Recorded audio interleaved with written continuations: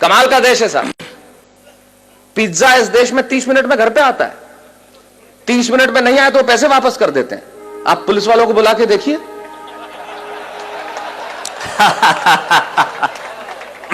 ये वो देश है जहां पे 8% में आपको कार का लोन मिलता है और 12% एजुकेशन लोन के देने पड़ते हैं। वाह वाह वाह वाह। कभी सलमान के बालों तो कभी कैटरीना के गालों पे मर गए। आज इस अवसर पे इससे बढ़िया पंक्तियां मुझे याद नहीं आती। क्या बढ़िया बात कहते हैं वो कवि कि कभी सलमान के बालों कभी कैटरीना के गालों पे मर गए, कभी चुंबन कभी चेहरे कभी चालों पे मर गए। ऊपर बैठ के भगत सिंह भी कहते होंगे यार सुखदेव राजगुरु हम भी किन सालों के लिए मर गए। वाह वाह वाह वाह वाह वाह। अमेरिका में एक प्रांत है टेक्सास और वहां एक शहर है ह्यूस्टन। कुछ लोग हां भर रहे हैं। इससे यह जाहिर नहीं हो जाता कि उन्होंने देखा है और इससे यह भी जाहिर नहीं हो जाता कि उन्हें पता है। इससे यह जाहिर होता है कि आदमी समझदार है और सामने वाले को यह जताना जानता है कि मैं जानता हूं। तो टेक्सास में ह्यूस्टन शहर में जब मैं काव्य पाठ कर रहा था और काव्य पाठ करने के बाद जब मैं बैठा तो बैरागीदार जैसे लोग मिलते हैं आके मिले और कहने लगे माइक पे खड़े होकर बहुत चिल्लाते हो कि हमारा हिंदुस्तान ऐसा है, हमारा मुल्क ऐसा है, हमारा देश ऐसा है, हमारा देश वैसा है। आखिर तुम्हारे देश में रखा क्या है? यकीन मानिए मेरे मन को बहुत चोट पहुंची, बहुत पीड़ा हुई।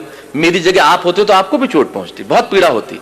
लेकिन मेरा दर्द सुनना साहब, मुझे चोट इसलिए नहीं पहुंची कि उसने मुझे ये कहा कि तुम्हारे मुल्क में क्या रखा है। मुझे पीड़ा इसलिए हुई कि कहने वाला लड़का खुद एक हिंदुस्तानी था जो सारी उम्र यहां पला, यहां बड़ा, इसकी माटी में राज, इसकी शिराओं में हिंदुस्तानी पिता का रक्त और जिसकी धमनियों में हिंदुस्तानी मां का दूध बहता हो, वो किसी दूसरे मुल्क में जाके अपने ही मुल्क वाले से ये कहे, एक हिंदुस्तानी जब दूसरे हिंदुस्तानी से ये कहे कि तेरे हिंदुस्तान में क्या रखा है, तो चोट पहुंचना स्वाभाविक था। तब मुझे महाकवि कन्हैयालाल सेठिया जी की एक कहानी याद आई और उस कहानी को मैंने कविता की आत्मा बनाया।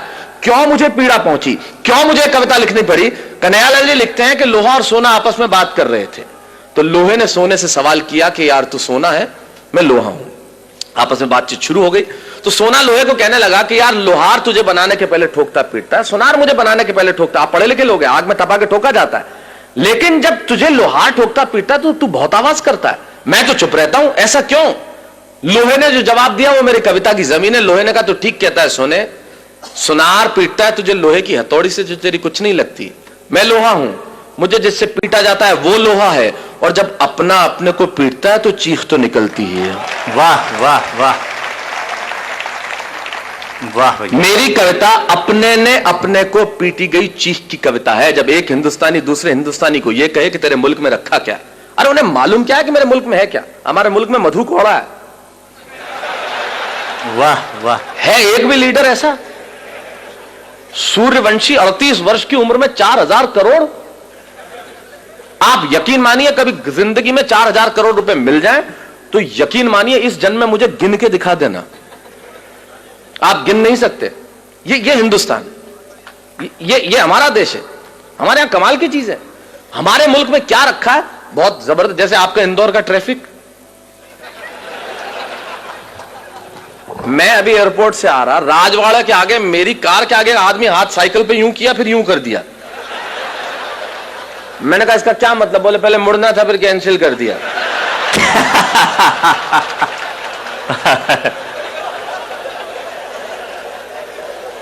अब कर लो, आप क्या कर लो, ये अपने इंडिया में ही हो सकता है।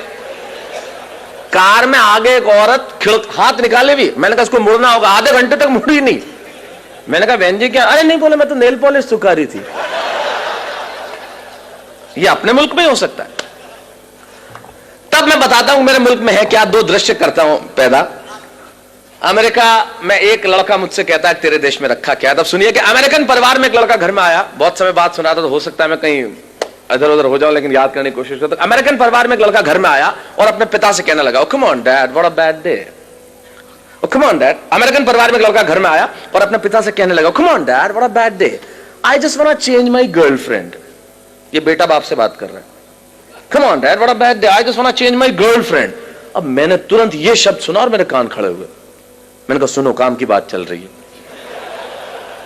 मैं रेगिस्तान का निवासी, वैसे ही सूखाग्रस्त इलाका, तो ऐसे शब्द सुनने में बड़ा अच्छा लगता है। come on dad, what a bad day, I just want to change my girlfriend. पिता बोले okay okay don't get tense, just think she was a nonsense and change it. और मैंने कहा गजब का बाप है, कितना सपोर्टिव फादर, अपने बेटे को खुद कह रहा है कि सारी चिंताएं हटा, और दूसरी लड़की। मैं आपके जनरल नॉलेज को प्रणाम करना चाहता हूं, और जिस भाषा की अशोक भाई साहब बात कर रहे थे, हिंदी साहित्य आपका बरसों तक ऋणी रहेगा। आपने जो शब्द सौंपा है, समवेत स्वर में सैकड़ों लोगों ने जो एक साथ कहा है, पटा। मैं किसी और शब्द का भी प्रयोग कर लेता, लेकिन जब आपने कह दिया तो मैं वैसे अच्छा एक बात है, इस शब्द का कोई तोड़ भी नहीं है, हो ही नहीं सकता। जो परिश्रम, जो मेहनत, जो पसीना पटाने में है, वो किसी और शब्द में आए। आप पटाने में मतलब आप प्रक्रिया नहीं समझे, मैं शब्द की बात कर रहा हूं, वो किसी और शब्द में आ ही नहीं सकती। मैंने अंग्रेजों को कहा तुम हमारा क्या खा के मुकाबला करोगे बताओ, तुमने हमारी जोड़ के शब्द ले आओ बस। बोले क्यों? मैंने कहा तुम चेहरे को अंग्रेजी में क्या कहते हो? बोले फेस। मैंने कहा थोबड़े को बताओ। बोले पत्नी को अंग्रेजी में क्या कहते हो? बोले वाइफ। मैंने कहा लुगाई। मैंने कहा तुम मुकाबला कर ले बस हमारा, कहीं से मुकाबला करके बता दे कि तू क्या करता है। मैंने कहा तुम्हारा किसी से मतलब तुम्हारा किसी से मोहब्बत हो जाए तो क्या बोलते? बोले अफेयर। मैंने कहा लफड़ा। बोल। मैंने कहा तुम अगर कुछ पियोगे तो क्या बोलोगे? बोले आई विल ड्रिंक लस्सी। मैंने कहा जा इंदौर में बोले एक गिलास लस्सी हेड़ ले। तेरा बाप नहीं ला सकता है शब्द, हमारा मुकाबला कर सकता है क्या? कर ही नहीं सकता। फिर मैंने कहा हमारी पत्नी रोज उठ के हमसे एक वाक्य बोलती है तो उसका अंग्रेजी में अनुवाद कर दे, मैं गुलाम हो जाऊंगा तेरा। बोले क्या बोलती है? मैंने कहा बोलती है तुमसे शादी करके तो मैंने करम ठोक लिए हैं। मैंने कहा ला करम और ठोक, तेरा बाप अंग्रेजी में नहीं ला सकता करम और ठोक। तो मैं चाहता हूं हमारी हिंदी भाषा के सम्मान में एक बार जो अद्भुत भाषा है हमारी। वाह वाह वाह वाह, स्वागत है स्वागत है स्वागत। कर ले कोई मुकाबला, हमारा क्या करेगा? बोले पत्नियां ऐसे बोलती है। मैंने कहा इससे ज्यादा बोलती हैं। मैं अपनी पत्नी को गोवा घुमाने के लिए ले गया तो कहीं था नहीं, चर्च में ले गए, उसने श्रद्धा के मारे ईसा मसीह के पांव छू लिए। मैंने कहा तू मेरे तो नहीं छूती। बोले तू भी लटक जा। मैंने कहा तू तो अनुवाद करके बता दे इसका। हमारी ट्रकों के पीछे लिखा रहता है ट्रक नहीं है मेरे जिगर का फूल है, और माल उतना ही भरूंगा जितना गवर्नमेंट का रूल है। मैंने कहा कर जिगर के फूल का ट्रांसलेशन, क्या लिखेगा? Flower of liver. और मैंने कहा तुम्हारी भाषा का जो हम इस्तेमाल करते हैं वो तो किसी का बाप नहीं कर सकता। मैंने कहा इंदौर, मैं इंदौर इतना आता हूं कि मैं तो लगभग, इंदौर मेरा बहुत प्रिय शहर है, और मैं बता दूं मुझे इतना मजा आता है, यहां की भाषा कमाल की है साहब। मेरा एक मित्र अपने ही मित्र के घर गया तो उधर से निकला वापस, मतलब किधर गए? बोले यार मैं इधर से निकल रहा था, मैंने सोचा तुम तो कहीं बाहर गए हुए तो सोचा भाभी जी को टच करता चलूं।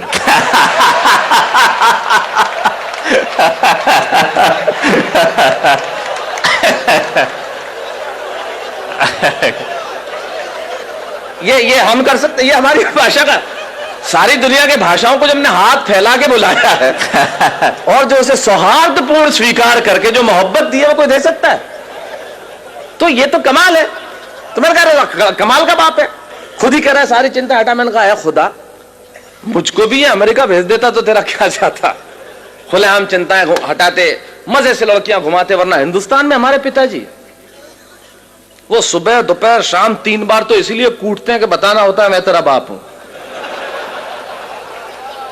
ये इंडियन बाप इस मामले में बहुत जालिम होता है, उसे सिर्फ कूटने का बहाना चाहिए। घर में निकर पहन के क्यों बैठा है? कूट दिया। पैंट पहन के बैठा है, फिर ठोक दिया। नई पैंट, कुछ नहीं पहना तो ठोकना ही था फिर तो। तब हमारे मुझे सुरेंद्र जी याद आते हैं, वो बहुत बढ़िया बात कहते हैं। सुरेंद्र जी कहते हैं कि जितने एनआरआई, मतलब अमेरिका में आपको मालूम है बच्चों को अगर आप पीट दो तो 911 पे कॉल करके तुरंत पुलिस। आप बच्चों को पीट नहीं सकते, पीटते ही बाप गिरफ्तार। एक हिंदुस्तानी बाप ने ठोक दिया, छोरे ने 911 पे फोन किया, बुला ली पुलिस, गिरफ्तार हुआ। जैसे ही जेल से छूटा बाप, तीसरे ही दिन इंडिया की टिकट कराई बेटे के साथ, और दिल्ली एयरपोर्ट पे उतरते ही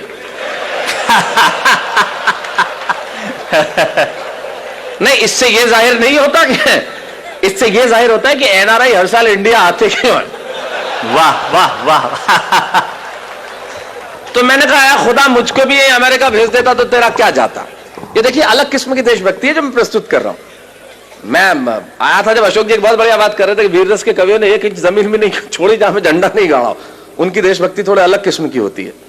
अच्छा, वो झंडा गड़ता पाकिस्तान पे ही है, चाहे वो रावलपिंडी हो, चाहे लाहौर हो, चाहे कराची हो। मैंने कहा आजकल चाइना बहुत बदमाशी कर रहा है, उधर क्यों नहीं गाड़ते? तो यार उधर के बोले शहरों के नाम ही याद नहीं है, गाड़े तो बढ़िया है, बढ़िया है। वाह वाह वाह। अच्छा, एक आध शहर का नाम याद हो गया तो उसमें तालियां नहीं बजती। बोले अब के तिरंगा फहराएंगे हम गोंगजाऊ पे। तो गोंगजाऊ वो मजा नहीं देता ना जो लाहौर देता है। तो ये अलग किस्म की देशभक्ति। तो मैंने कहा खुदा मुझको भी अमेरिका भेज देता तो तेरा क्या जाता। खुलेआम मजे से लड़कियां घुमाते, मजे से इधर उधर घुमाते। वरना हिंदुस्तान में हमारे पिताजी, उन्हें तो भगवान बचाए साहब, मुझे भी अमेरिका भेज देता तो मजे से जिंदगी की रंगीनी उठा। अच्छा, दूसरे अमेरिकन परिवार का और भी दमदार एक लड़की आई और अपने माँ से कहने लगी, come on mom, I just want to live with that guy whom I'm living with for 2 years. मैंने तुरंत अनुवाद किया। मैंने कहा ये कह रही है कि उस लड़के के साथ नहीं रहूंगी जिसके साथ 2 साल से रह रही थी अकेली, वो भी बिना शादी के। 6 फुट का छोरा, नहीं कोई सहेली। अपने यहां तो पिक्चर में ऐसे डायलॉग आ जाए तो लाइट चली जाती है। और ये देश कितना एडवांस है, हम इनसे कितना पीछे, कितना नीचे। मुझे भी अमेरिका आ जाना चाहिए और जिंदगी के मजे उठाना चाहिए। अब यहां से वो बात शुरू करता हूं जिसके लिए कविता लिखी। मुझे भी अमेरिका आ जाना चाहिए और जिंदगी के मजे उठाना चाहिए। ये बात मैंने वहां रहने वाले एक बुजुर्ग जोड़े को बताई तो उन्होंने बहुत धीरे से मेरा कंधा थपथपाया। ये बात कि मुझे भी अमेरिका आ जाना चाहिए और जिंदगी के मजे उठाना चाहिए, ये बात मैंने वहां एक रहने वाले बुजुर्ग जोड़े को सुनाया तो उन्होंने बहुत धीरे से मेरा कंधा थपथपाया और कहने लगे, बेटा ये बातें, ये रोशनी, ये चमक, ये दमक लगती बहुत सच्ची हैं और लगती भी खूब अच्छी हैं। अरे तुम्हें क्या मालूम, ऊपर से हंसते हम भीतर कितना पिसते हैं, इन आंखों से आंसू रिश्ते हैं। अरे तुम्हारे मुल्क में और कुछ नहीं होगा पर वहां सच्चे रिश्ते हैं। वाह वाह वाह वाह, बहुत अच्छा, बहुत अच्छा। तुम्हारे मुल्क में वहां कुछ नहीं होगा पर ये रिश्ते हमारे मुल्क में ही हो सकते हैं मित्रों, ये रिश्ते हमारे मुल्क में ही हो सकते हैं। ये जो सम्मान की परंपरा बची है वो इसी देश में बाकी रह गई है। तब कहता हूं कि तुम्हारे मुल्क में और कुछ नहीं होगा पर वहां सच्चे रिश्ते हैं। अरे वहां बेटा शाम तक घर नहीं लौटे तो पिता को खाना नहीं भाता। और अगली पंक्ति में बात कितनी छोटी लेकिन तर्क कितना बड़ा कि वहां बेटा शाम तक घर नहीं लौटे तो पिता को खाना नहीं भाता। और इतनी तमीज तो है कि छोटा छिप जाएगा लेकिन बड़े के सामने सिगरेट नहीं पी पाता। इतनी तमीज तो है कि छोटा छिप जाएगा लेकिन बड़े के सामने सिगरेट नहीं पी पाता। और बहन जब विदा होती है ना तो आंखों में आंसू सच्चे होते हैं और घर घर में पांव छूने वाले छोटे बच्चे होते हैं। मित्रों यकीन मानिए एक बात इन कवियों की उपस्थिति में कहना चाहता हूं, जो चीज हमारे पास है शायद उसके होने का एहसास हमारे पास नहीं है। मैं एहसास कराने के लिए आया हूं कि हमारे पास क्या है जो दुनिया के पास हो नहीं सकता। पूरी दुनिया के ग्लोब पे छोटे बड़े मिला के लगभग 183 देश हैं। छोटे बड़े कर लेंगे जो यूएनओ के सदस्य नहीं है तो 200-203 देश हैं। बैरागीदा अशोक जी जिनकी कविताएं सारी दुनिया में गूंजी है, एक कवि होने के नाते, एक अभिनेता होने के नाते सारी दुनिया में जाता हूं और सारी दुनिया के देखने के बाद इनकी उपस्थिति में एक बात दावे से कहता हूं, पूरी दुनिया के ग्लोब पे होंगे 203 देश साहब, लेकिन सिर्फ एक देश ऐसा है जहां बच्चे माँ बाप के पांव छूते हैं, वो देश हिंदुस्तान है, दूसरा कोई देश नहीं है। तब कहना चाहता हूं ये इसी मुल्क में बचा है। तब कहना चाहता हूं कि विदा होती है ना तो आंखों में आंसू सच्चे होते हैं और घर घर में पांव छूने वाले छोटे बच्चे होते हैं। ये बात सुन के मैं सोचने लगा कि बात में दोस्त दम है। हम तो सिर्फ हम हैं। अरे क्या नहीं है मेरे मुल्क में, भले आंखों में धुआं और चेहरों पे गुबार है, दिल्ली में लूली लंगड़ी सरकार है, जेब में कुछ पैसा उधार है, न चमक है, न दमक है, न रोशनी है, न बिल्डिंग है, न कार है। मैं सारी चीजें स्वीकार करता हूं कि मेरे देश के पास नहीं है, लेकिन यकीन मानिए अगली पंक्ति में मैंने कविता नहीं लिखी। मैंने 125 करोड़ हिंदुस्तानियों के दिलों में बसने वाले एक शब्द को उठाया, उसे कलम की नोक पर रखा और पिरोता हूं आपके सामने और दावा करता हूं कि दुनिया भर के दौलत, दुनिया भर का वैभव तराजू के 2 पलड़े लीजिए और दुनिया भर का वैभव, दुनिया भर का यश, दुनिया भर की कीर्ति, दुनिया भर की समृद्धि तराजू के एक पलड़े में रख दीजिए और तराजू के दूसरे पलड़े में मेरे देश का सिर्फ एक शब्द जो आपके घर आंगन में और आपके दिलों में, यह शब्द सुन के अगर आपकी शिराओं में कहीं हिंदुस्तान बहता हो तो यहां से लेकर वहां तक मुझे बता देना कि मेरे देश के प्यास क्या है जो पूरी दुनिया के पास हो नहीं सकता। मैंने ये नहीं लिखा कि यहां सूरज सबसे पहले उगता है, मैंने ये भी नहीं लिखा कि यहां घास की रोटी खाने वाले महाराणा प्रताप हुए, मैंने ये भी नहीं लिखा कि सिकंदर के सेनापति अपनी बेटी की डोली यहां दे जाते हैं, मैंने ये भी नहीं लिखा कि यहां पन्ना धाय स्वामी भक्ति में बेटा कटवा देती है। मैंने ये नहीं लिखा कि हाड़ी रानी शीश काट के थाली में रख देती है। मैंने ये कुछ नहीं लिखा क्योंकि ये सच हम जानते हैं। मैं तो सिर्फ एक पंक्ति कहता हूं, एक शब्द मात्र कहता हूं कि वो जो हमारे देश में बसता है दुनिया भर में हो नहीं सकता। और रख दीजिए दुनिया भर का वैभव इस शब्द के सामने और फिर बताइए कि मेरे मुल्क के पास क्या है। कि बात में दोष दम है। हम तो सिर्फ हम हैं। अरे क्या नहीं है मेरे मुल्क में। भले आंखों में धुआं और चेहरों पे गुबार है, दिल्ली में लूली लंगड़ी सरकार है, जेब में कुछ पैसा उधार है, न चमक है, न दमक है, न रोशनी है, न बिल्डिंग है, न कार है, पर मेरे देश में संस्कार है। वाह वाह वाह वाह वाह वाह।